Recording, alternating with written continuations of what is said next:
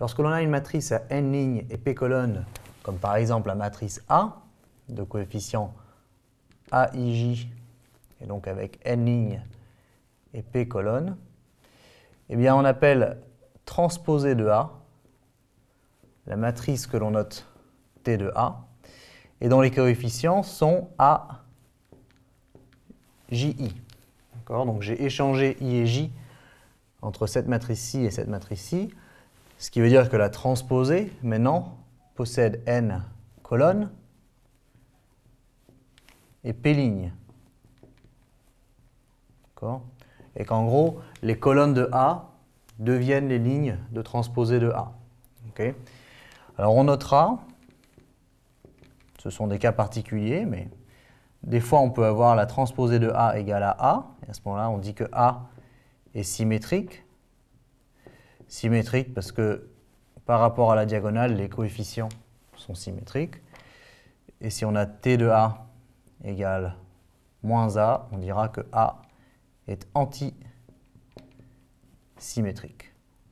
Ça, ce sont des petites définitions qu'on peut mettre là puisque l'on parle de la transposée. Si on prend un exemple, on va en prendre quelques-uns.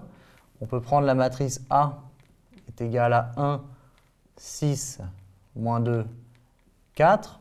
Alors, la matrice n'est pas forcément carrée, celle-ci elle l'est, mais ce n'est pas une obligation, on va le voir dans le prochain exemple. À ce moment-là, T de A, eh bien, les colonnes de A deviennent les lignes de T de A. Donc j'ai 1, 6, je mets la première ligne 1, 6, et moins 2, 4, et donc je mets moins 2, 4, comme ça.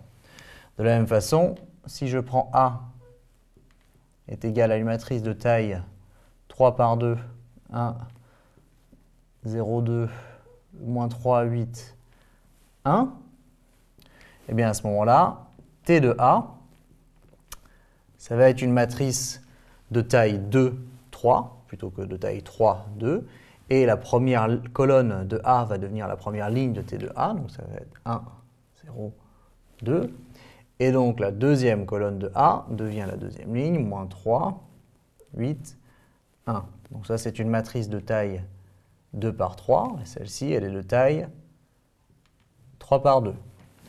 Et si on prend l'exemple d'une matrice symétrique, alors prenons 1, 2, 4 et 4. On dit que celle-ci est symétrique parce que par rapport à la diagonale, le terme ici au rang 1, 2 est le même que le terme au rang 2, 1. Ce qui fait que quand on échange les lignes et les colonnes, eh bien 1, 4, ça devient la première ligne, ça fait 1, 4. 4, 2, ça devient la deuxième ligne, ça fait 4, 2. Et en fait, on retrouve A. Et donc cette matrice-là est symétrique. Pour qu'elle soit antisymétrique, il suffirait que je prenne moins 4 ici, c'est-à-dire qu'au signe près, les valeurs sont les mêmes, et je trouverai T de A égale moins A, et je conclurai qu'elle est antisymétrique.